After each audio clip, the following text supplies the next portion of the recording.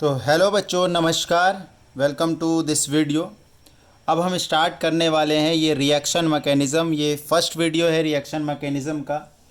Reaction mechanism में जितनी भी चीज़ें हैं, carbocation, carbanion, free radical और भी डिफरेंट डिफरेंट जो रिएक्शंस है, उसकी हम धीरे धीरे चर्चा करेंगे। और ये पूरी प्लेलिस्ट रिएक्शन मैकेनिज़्म को डेडिकेटेड होगी। मेरा नाम रविशंकर है और अप्लाइड केमिस्ट्री में मैं पीएचडी हूँ। चलिए अब स्टार्ट करते हैं बिना किसी देरी के रिएक्शन मैकेनिज़्म को। जरा बच्चों, सबसे पहले ये देखो रिएक्शन का एक स्ट्रक्चर क्या होता है। जैसे एक रिएक्शन है, ए से बी बन रही है। एक रिएक्शन है, ए से बी बन रही है, तो हम ए को क्या बोलते हैं? रिएक्टेंट कहते हैं। और बी को क्या बोलते हैं? प्रोडक्ट कहते हैं।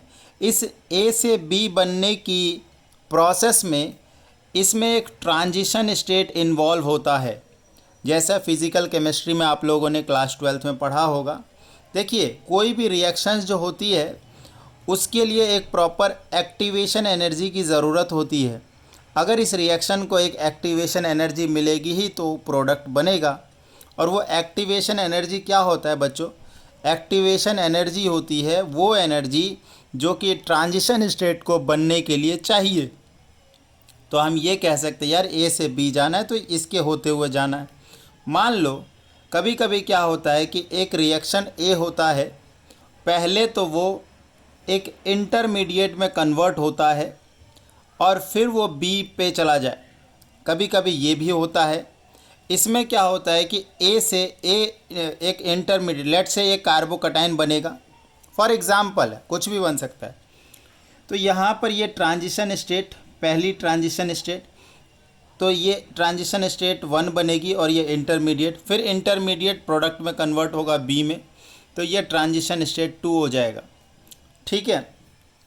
कभी कभी ऐसा होता है कि आपको ये देखने को मिलेगा, ए से एक इंटरमीडिएट बना, फिर वो इंटरमीडिएट रीअरेंज होके एक सेकेंड इंटरमीडिएट बना, देन वो प्रोडक्ट में कन्वर्ट हो रहा है। ऐसी स्थिति में क्या होता है, पहले यहाँ पर एक ट्रांजिशन स्टेट बनेगा, फिर एक ट्रांजिशन स्टेट 2 बनेगा और एक ट्रांजिशन स्टेट 3 बनेगा। तो इस तरीके से हम समझ पा रहे हैं कि ट्रांजिशन स्टेट की क्या कहानी है।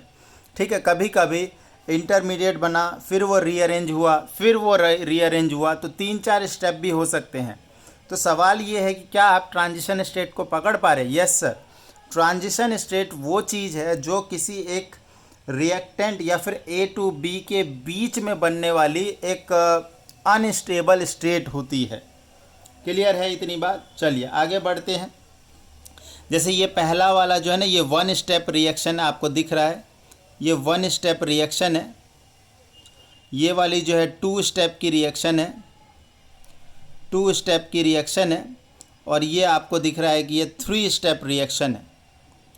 तो जितने भी स्टेप की रिएक्शन हो उससे एक जो है ना उतने ही आपको ट्रांजिशन स्टेट देखने को मिलते हैं। इंटरमीडिएट और ट्रांजिशन स्टेट में क्या फ़र्क है वो चीज़ जान लीजिए। इंटरमीडिएट एक स्टेबल स्टेट होता है, ट्रांजिशन स्टेट से ज़्यादा स्टेबल होता है। और कभी कभी तो ऐसा होता है कि इंटरमीडिएट को आइसोलेट भी किया जा सकता है। बट ट्रांजिशन स्टेट एक अनस्टेबल चीज़ होती है, ये एक अनस्टेबल चीज़ होती है, इसको कभी भी आइसोलेट वगैरह हम नहीं कर सकते हैं। तो इतना बेसिक डिफरेंस है इंटरमीडिएट और ट्रांजिशन स्टेट में। चलिए एक दो बातें हम लिख लेते हैं रिएक्शन के बारे में। ठीक है। तो पहली जो बात है, बॉन्ड ब्रेकिंग, जो ट्रांजिशन स्टेट के बारे में लिखवा रहा हूँ, bond breaking and bond formation, bond breaking and bond formation. पहली बात, bond breaking and bond formation takes place simultaneously, एक साथ होता है बच्चे। ये bond breaking and bond formation takes place simultaneously, ये ट्रांजिशन स्टेट के बारे में हम बात कर रहे हैं। दूसरी बात, कार्बन बिकम्स पेंटावेलेंट, कार्बन जो है वो पेंटावेलेंट हो जाता है। Carbon becomes pentavalent transition state में। अगर आपसे पूछे ट्रांजिशन स्टेट में कार्बन कि वैलेंसी कितनी होती है, कार्बन कितने बॉन्ड बना रहा होता है, तो आंसर है 5। कार्बन 5 बॉन्ड्स बना रहा होता है। ठीक है, एक और अगर हम बात करें तो सिंगल स्टेप रिएक्शन में कभी भी आपको इंटरमीडिएट देखने को नहीं मिलेगा। आप देखिए यहाँ से A to B 1 स्टेप की रिएक्शन है, इसमें कभी भी कोई भी इंटरमीडिएट नहीं बनेगा। In one step reaction intermediate never form. ठीक है, वन स्टेप रिएक्शन में सिर्फ और सिर्फ ट्रांजिशन स्टेट ही बनती है। बात समझ में आ रही है बच्चे? ओके,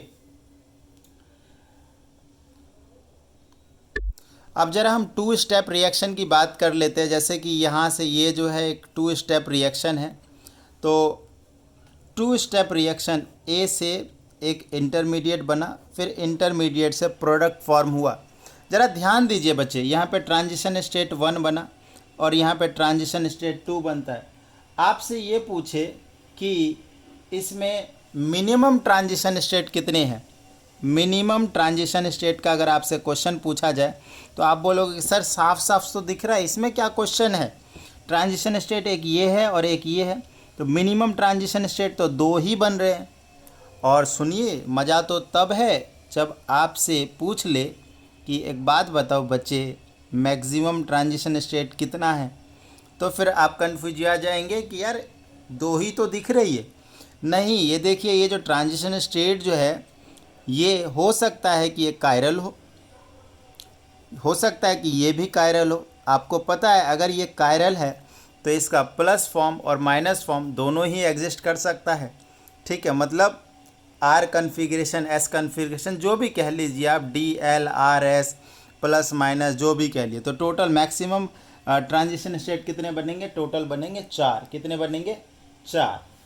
इसी तरीके से मान लीजिए ये वाली जो रिएक्शन है, ये जो आपको दिखाया है, इसमें ए जो है वो कन्वर्ट हो रहा है इंटरमीडिएट में, फिर ये इंटरमीडिएट रीअरेंज हो रहा है, तो ये दूसरा इंटरमीडिएट मतलब वही रीअरेंज होके मोर स्टेबल इंटरमीडिएट बनता है, तभी ये रीअरेंजमेंट होता है। उसके बाद यहाँ से ये प्रोडक्ट बन रहा है। तो अगर बच्चे यहाँ से आपसे पूछा जाए कि मिनिमम ट्रांजिशन स्टेट कितना है, तो आप क्या बोलेंगे? सर 1, 2 और 1, 3 मिनिमम ट्रांजिशन स्टेट है। और आपसे पूछे कि मैक्सिमम ट्रांजिशन स्टेट कितना है, तो ये भी कायरल होगा, ये भी कायरल हो सकता है, ये भी कायरल हो सकता है, तो मैक्सिमम 6 ट्रांजिशन स्टेट पॉसिबल है। बात समझ में आ रही है आप लोगों को होपफुली? ठीक है, अब बात करते हैं, ये तो आपको थोड़ा बहुत ट्रांजिशन स्टेट के बारे में इन्फॉर्मेशन दे दिया कि यार बॉन्ड ब्रेकिंग, बॉन्ड फॉर्मेशन एक साथ होता है, कार्बन जो है वो पेंटावेलेंट हो जाता है। चलिए अब बात करते हैं पोटेंशियल एनर्जी डायग्राम के बारे में। पोटेंशियल एनर्जी डायग्राम, सबसे पहले हम जो सबसे सिंपलिस्टिक डायग्राम है उसकी बात करेंगे, that is A to B, और इस प्रोसेस में सिर्फ एक ही ट्रांजिशन स्टेट है। क्लियर है? इस प्रोसेस में एक ही ट्रांजिशन स्टेट है। ये देखिए ज़रा, अब यहाँ पे 2 केस बनते हैं, यहाँ पे 2 केस बनते हैं। मतलब ये देखिए ज़रा, ये हो गया हमारा पोटेंशियल एनर्जी, और इधर ये हो गया हमारा पोटेंशियल एनर्जी, और एक्स एक्सिस पे आप लिखेंगे progress of reaction, progress of reaction. ठीक है, इसको आप लिखेंगे प्रोग्रेस ऑफ रिएक्शन। ध्यान दीजिए बच्चे, ये एक तो ऐसा हो सकता है और एक आपका ये ऐसा हो सकता है। ध्यान दो, अभी इसको समझा देते हैं। ये जो एनर्जी है, ये यहाँ पर ये रिएक्टेंट है, मान लेते हैं कि रिएक्टेंट की एनर्जी इतनी है, और ये जो लास्ट वाली एनर्जी होती है ये प्रोडक्ट की एनर्जी होती है। ठीक है, ये स्टार्टिंग वाली रिएक्टेंट की होती है और इधर वाली किसकी होती है? प्रोडक्ट की होती है। और ये जो आपको जो पीक दिखता है ना, मैक्सिमम पीक, ये बच्चे ट्रांजिशन स्टेट की एनर्जी होती है। यहाँ पर ये एनर्जी जो है ट्रांजिशन स्टेट को डिनोट करता है। तो आप एक चीज़ देखिए, अगर हम इसमें देखें तो यहाँ पर अगर हम डेल्टा H निकालें तो प्रोडक्ट की एनर्जी रिलेटिवली यहाँ पे कम है, तो आप क्या करोगे? प्रोडक्ट की एनर्जी माइनस में रिएक्टेंट की एनर्जी ही तो करोगे। प्रोडक्ट की एनर्जी कम, रिएक्टेंट की एनर्जी ज़्यादा, तो इन दोनों को माइनस करोगे तो ये वैल्यू नेगेटिव आएगी। मतलब ये जो पोटेंशियल एनर्जी कर्व है ये रिप्रेजेंट कर रहा है एक्सोथर्मिक को, एक्सोथर्मिक प्रोसेस को रिप्रेजेंट कर रहा है। सिमिलरली इसमें जो ये वाला जो पीक दिख रहा है ये रिप्रेजेंट करता है ट्रांजिशन स्टेट को। तो यहाँ पर अगर हम डेल्टा एच निकालें, प्रोडक्ट की एनर्जी माइनस रिएक्टेंट की एनर्जी, आप देख सकते हैं कि यार प्रोडक्ट की एनर्जी थोड़ी ज़्यादा लग रही है, रिएक्टेंट की एनर्जी थोड़ी कम लग रही है। तो ज़्यादा माइनस कम, तो आंसर आया पॉजिटिव। तो ये वाला जो प्लॉट है ये एंडोथर्मिक को रिप्रेजेंट कर रहा है। ठीक है, ये सबसे सिंपलिस्टिक है एक स्टेप वाली रिएक्शन। चलिए 2 स्टेप रिएक्शन की हम पोटेंशियल एनर्जी कर्व बनाने का प्रयास करते हैं।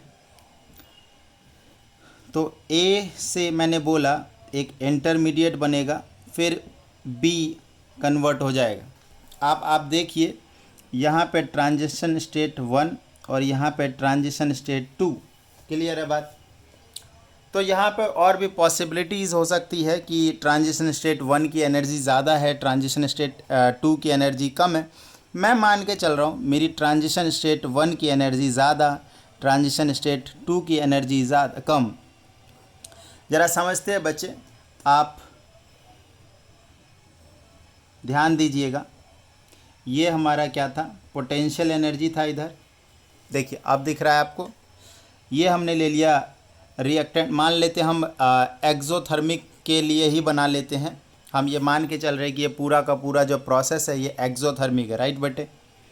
तो ये देखो यहाँ से मैंने रिएक्टेंट चालू किया, ये हमारा रिएक्टेंट हो गया, मतलब ए। ट्रांजिशन स्टेट ये मैंने पीक बनाया, फिर यहाँ से थोड़ा सा नीचे देखो इंटरमीडिएट स्टेबल होता है, तो स्टेबल होगा तो इसकी एनर्जी तो कम होती है ना, तो ट्रांजिशन स्टेट से कम एनर्जी लेके आने। ये देखो ये यहाँ तक लेके आए फॉर एग्जांपल, फिर इसको वापस ले जाएंगे ट्रांजिशन स्टेट 2, क्योंकि ट्रांजिशन स्टेट की एनर्जी हमेशा इंटरमीडिएट की एनर्जी से ज़्यादा ही रहेगी। और क्योंकि मैंने ट्रांजिशन स्टेट 1 की एनर्जी ज़्यादा मानी है, ये TS1 है, तो इस लेवल से नीचे ही रखना है इसको। ये देखो मैं यहाँ पे ले लेता हूँ, और क्योंकि ये एक्सोथर्मिक है तो ये प्रोडक्ट की एनर्जी रिएक्टेंट की एनर्जी से कम लेके आनी है। तो बच्चे ये इसको और नीचे तक हम खींच लेंगे ऐसे, ठीक है? तो ये एनर्जी ट्रांजिशन स्टेट 2 की एनर्जी दिख रही है, और ये जो है ये बच्चे यहाँ पर इंटरमीडिएट दिख रहा है, और ये हमारा प्रोडक्ट दिख रहा है। क्लियर है? तो इसमें हम क्या कर रहे हैं, सिर्फ हमने एक इंटरमीडिएट माना है।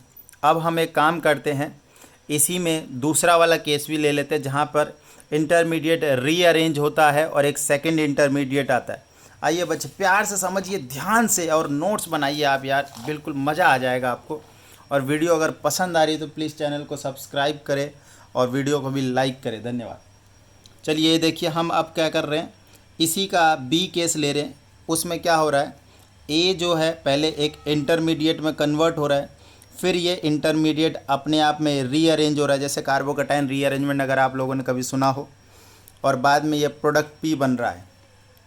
ठीक है, तो ये हो गया ट्रांजिशन स्टेट 1, ये हो गया ट्रांजिशन स्टेट 2, और ये हो गया ट्रांजिशन स्टेट 3। अब देखो कुछ एजम्पशन लेना पड़ता है पहले। ठीक है, आपको तो एग्ज़ाम में तो ये आता है कि हाँ भाई इसके लिए कौन सी ऑप्शन ठीक है, तो उसमें आपको जैसे एक्सोथर्मिक एंडोथर्मिक भी पहचानना है, तो वो चीज़ मैंने आपको बता दिया है ये एक्सो और एंडो के बारे में। चलिए देखिए मैं इसको एक्सो मान रहा हूँ, ठीक है, और अपन ये भी मान रहे हैं कि भाई TS1 जो है वो ज़्यादा है, TS2 कम है, TS3 उससे भी कम है। ठीक है, इतना एजम्पशन के बाद, और उसके बाद देखिए एक और चीज़ समझिए, ये इंटरमीडिएट जो रीअरेंज होता है, तो ये रीअरेंज तभी होगा जब ये जो सेकंड वाला इंटरमीडिएट है पहले वाले से मोर स्टेबल होगा।